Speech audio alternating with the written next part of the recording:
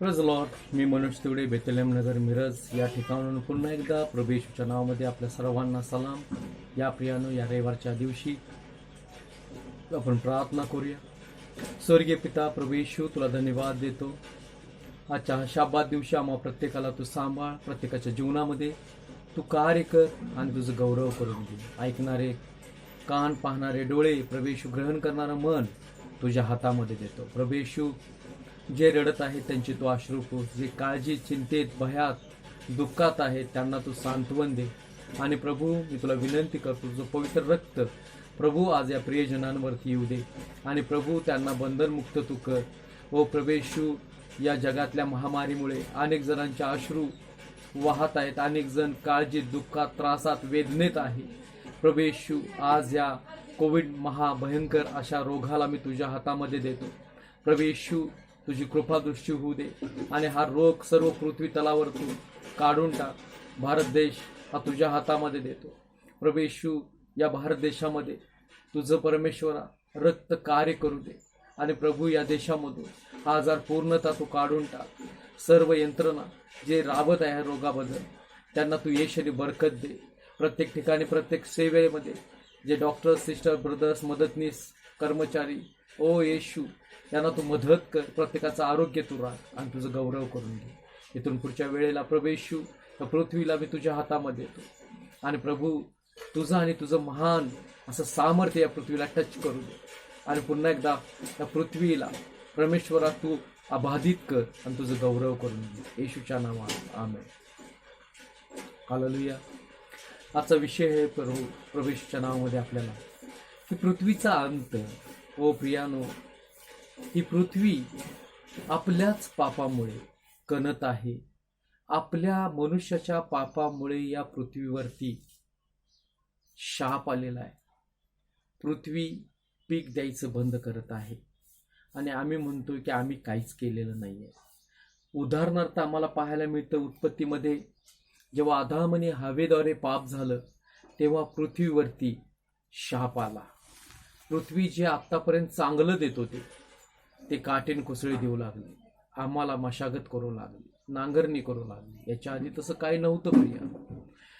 आणि आम्हाला पाहायला मिळतं का आम्ही पाप करतो, पृथ्वीला धक्के का बसत आहेत, पृथ्वी शापित का होत आहे. याचं कारण आपली उत्पत्ती ही पृथ्वीपासून आहे, मातीपासून आहे. म्हणून बायबल असं सांगतं, मनुष्य मातीपासून घडवला आणि तो पुन्हा मातीत जाऊन मिळेल.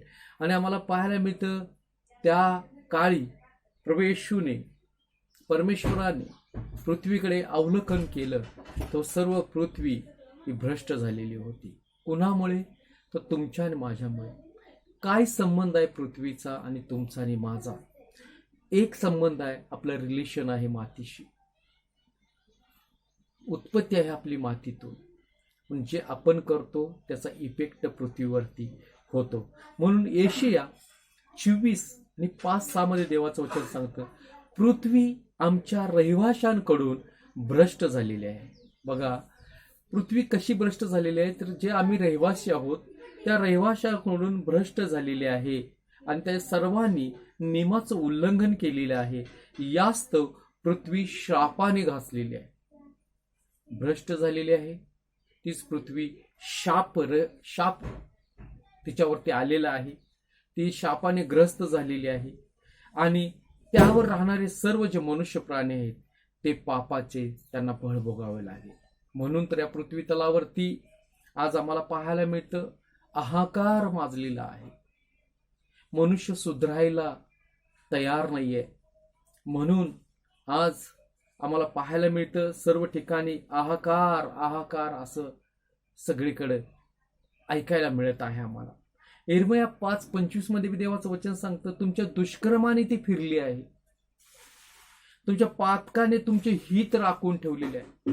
सायंटिस्ट जेव्हा या पृथ्वी तलावरती होते त्यांनी अवकाशात यान पाठवलं आणि त्यांनी पृथ्वीचा आवाज पाहिला. प्रियानो, आतापर्यंत कधी आम्ही त्याच्यावरती लक्ष देत नाही पृथ्वीचा आवाज काय आहे, पण सायंटिस्टने जेव्हा मी सुद्धा ते पाहिलं व्हिडिओ, की पृथ्वीचा आवाज एक विशेष प्रकारे वेगळा येत आहे. पृथ्वीचं भ्रमण करण्याचं कार्य सुद्धा आता बदलत चाललेलं आहे. त्यामुळे आम्हाला पाहायला मिळतं या पृथ्वी तलावरती किती ऋतू बदलत आहे. कधी ऊन होतं, कधी उखाडा असतो, तर कधी गारवा असतो, कधी थंडी वाजते, कधी पाऊसच पडतो. पृथ्वीचा दिनचरित्रच बदललं गेलेलं आहे. ते कोणामुळे? तर तुमच्या आणि माझ्यामुळे, आपल्या पातकामुळे. आणि पृथ्वी ही कणत आहे म्हणून सांगितलेलं आहे. बायबल असं सांगतं पृथ्वी कणत आहे म्हणून. कणतो कधी आम्ही? जेव्हा आजार आमच्या जीवनामध्ये येतात तेव्हा आम्ही कणत असतो. तसं या पृथ्वी तलावरती तुमच्यानी माझ्या पापामुळे तिच्यावरती ओझं वाढत आहे. म्हणून पृथ्वीचा सीना चिरून आम्ही त्यातून पाणी काढतो, एक ठीक आहे हो, तर ते खनिज द्रव्य सुद्धा आम्ही काढत आहोत. जिथपर्यंत मिळतं तिथपर्यंत आम्ही खणायला चालू करत आहोत. निसर्गाच्या विरुद्ध आम्ही जात आहोत, कारण आमच्या मानवाच्या गरजाच कधी पूर्ण होणार नाहीये. आणि त्याच्यामुळे पृथ्वीच्या खोलवर आम्ही जात आहोत. जिथून नाशाची सुरुवात होणार आहे तिथून आम्ही जात आहोत. अनेक ठिकाणी पृथ्वी उद्रेक करत आहे. आम्हाला पाहायला मिळतं योग 6:8 मध्ये सुद्धा, पण जी भूमी काटे कुसळे उपजवते, नापसंत तिला केलेली आहे, शापित तिला केलेले आहे. आणि ही वेळ त्या पृथ्वीवरती येत आहे. आणि या पृथ्वीचा अंत जळण्यात होणार आहे असं बायबल सांगतं. पृथ्वीचा शेवट जाळण्यात होणार आहे असं सांगतं योग 6:8 मध्ये.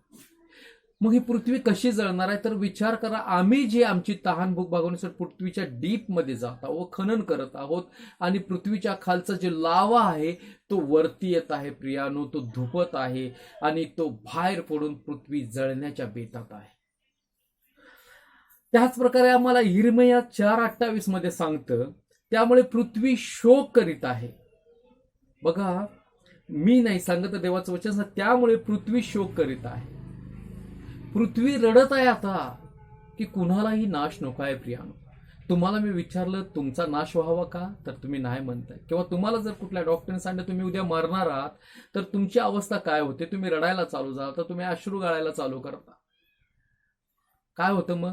दुःख तुम्हाला होतं. तसं पृथ्वीला सुद्धा तिचा नाश कळत आहे, तिला पेलवत नाहीये. मानवाचं हे पाप, मानवाचं हे वागणूक पेलवत नाहीये, तरी ती तो आपला भार घेऊन स्थिर आहे. आपलं काम ती बजावत आहे, बदलत चाललेलं आहे सर्व, तरी पण ती तिचं काम ती करत आहे. आणि आम्हाला पाहायला मिळतं वर आकाशात काळे, जे आता आकाश जे आहे ते काळे होणार आहे म्हणून सांगितलेलं आहे. कारण मी असे बोललो आहे असं परमेश्वर म्हणतो. परमेश्वराने ती योजना केलेली आहे आणि तो माघारी घेणार नाही.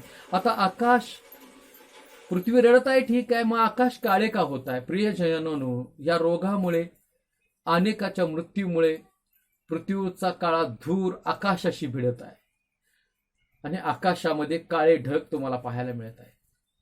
कारण यामध्ये तुमच्या आणि माझ्या प्रियजनांचं मृत्यूचं चिता आहे, आग आहे. आणि आम्ही बायबल वाचलं,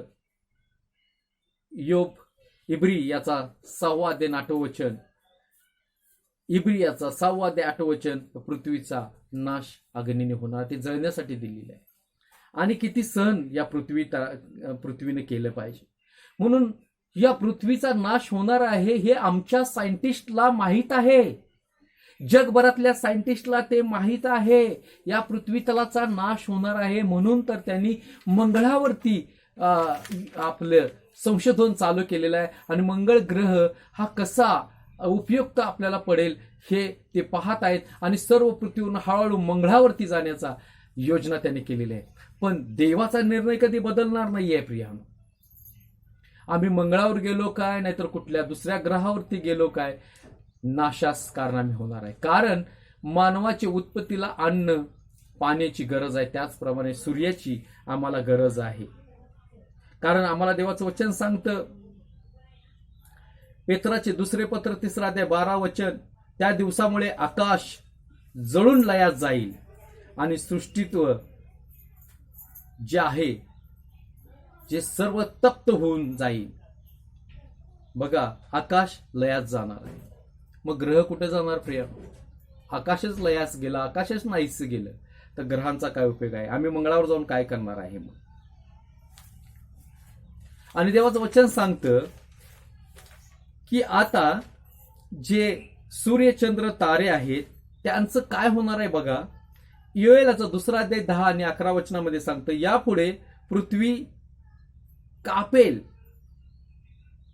कापेल, आकाश थरथरेल, सूर्य चंद्र तारे हे काळे पडतील. मी नाही सांगत. आम्ही तर तयारी करत आहोत मंगळावर जाऊन राहण्याची, अवकाशात जाऊन राहण्याची.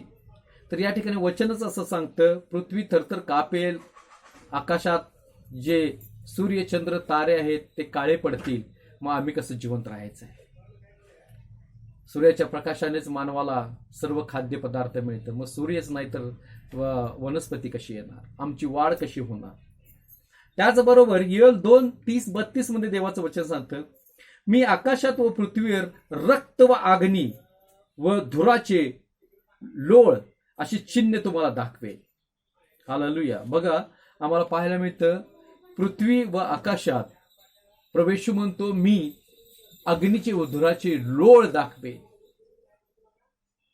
आणि आता आम्हाला ते बघायला मिळत आहे. त्या परमेश्वराचा महान व भयंकर दिवस येण्यापूर्वी सूर्य आणि चंद्र आहे ते रक्तमय होते. रक्तमय म्हणजे त्यांच्यातला प्रकाशच कमी केला जाईल. ते फक्त लालसर दिसतील. आता जसं तुम्हाला पिवळसर दिसतील, तुम्हाला चंद्राकडे सूर्याकडे पाहू वाटत नाहीये. सूर्य पिवळसर दिसतो, चंद्र पांढरा दिसतो, पण आता ते रक्तमय दिसू लागतील तुम्हाला. त्यातून जीवनसत्व बाहेर कधीच पडणार नाहीये. यांचा नाश केला जाईल. आणि आम्ही म्हणतो आम्ही मंगळावर जाईन, आम्ही दुसऱ्या घरांवरती जाईन. प्रियानो, मी तुम्हाला सांगू इच्छितोय, आम्ही कुठेही गेलो तरी नाश हा ठरलेला आहे. आम्ही अवकाशात जर आमची घरे बांधली, आम्ही दुसऱ्या घरावरती गेलो तर नाश आमचा ठरलेलाच आहे. म्हणून स्तोत्र संहिता 139 देवाचं वचन सांगतं 8 आणि त्याच्या पुढे, की मी वर चढलो तरी देवा तू तिथे आहेस, अधोलोकात मी अंतरून केलं तरी तू तिथे आहेस, समुद्राच्या पलीकडे मी पंख धारण करून गेलो तरी तू तिथे आहेस.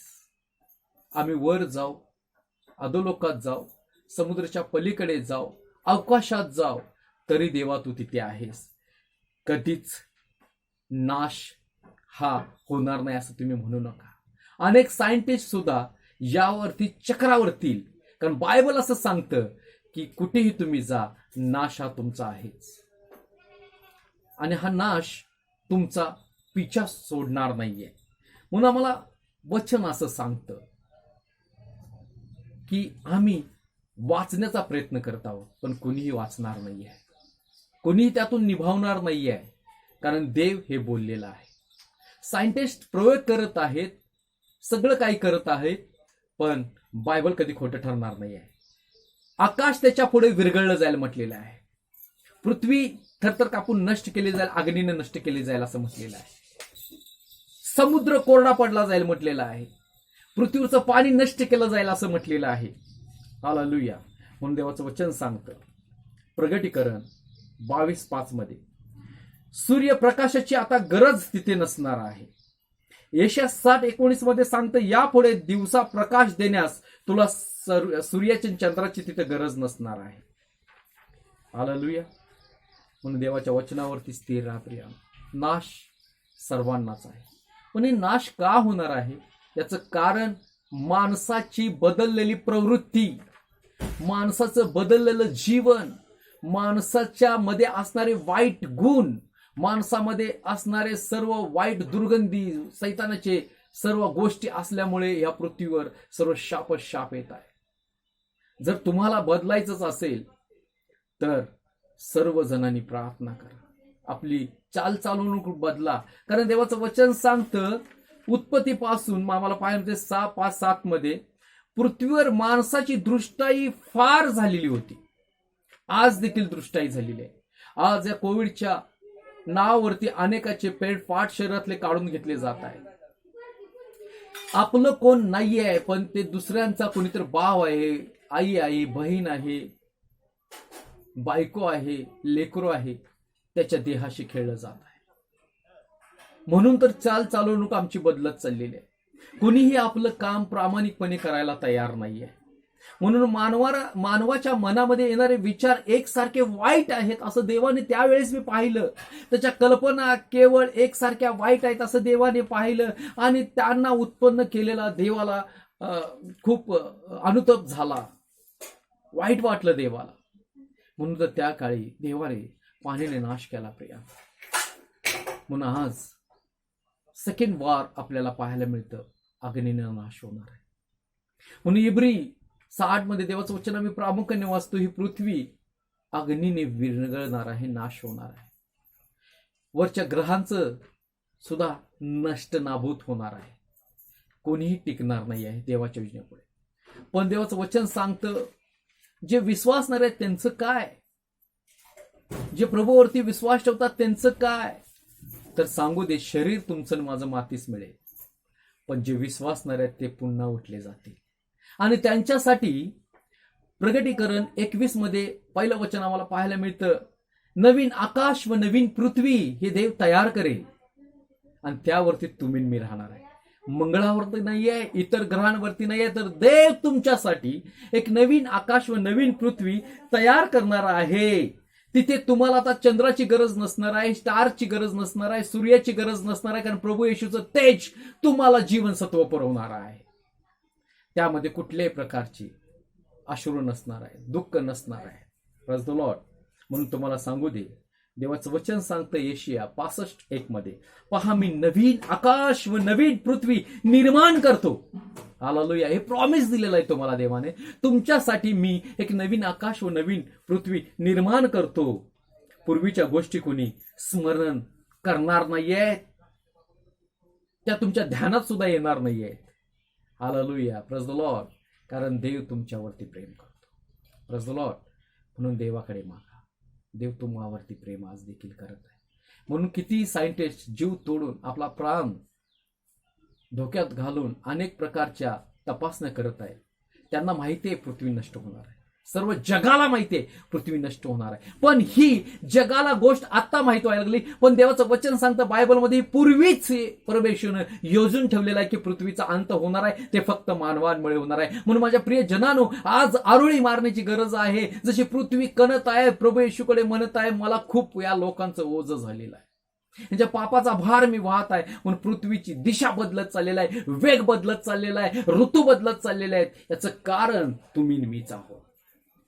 प्रगतीच्या नावावरती, सुखाच्या नावावरती आम्ही पृथ्वीला ढकलत आहोत नाशाकडे, पण आम्ही विसरत चाललेलो आहे त्या पृथ्वीवरचे आपण रहिवासी आहोत. म्हणून तर देवाचं वचन सांगतं यिर्मया 7 मध्ये, अंत जवळ आलेला आहे, पृथ्वीवरून काळसर धूर वरती पोचत आहे. जर नको असेल तर प्रार्थना करा, पश्चाताप करा, देवाला आरोळी मारा. तो तुम्हासाठी एक चांगली सृष्टी बनवत आहे.